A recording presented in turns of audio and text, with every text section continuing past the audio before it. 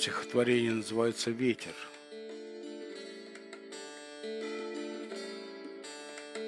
А больно ли ветру, когда его гонят вперед неясные чувства, заблудшие души стихии? Он тонкую вербу к воде неосознанно гнет, как будто крещение веток отпустит грехи ей. Несется над полем, гудит на намокших стволах, с осенних деревьев срывая нарядное злато.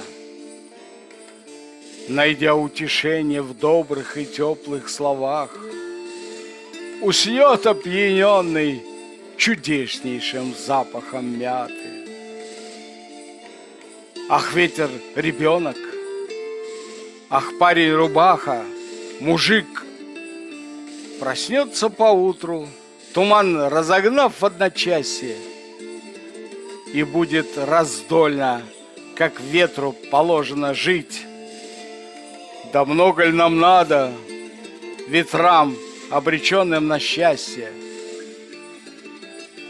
А больно ли ветру, когда его гонят вперед неясные мысли, заблудшие души стихии? Он тонкую вербу к воде неосознанно гнет, как будто крещение веток отпустит грехи ей.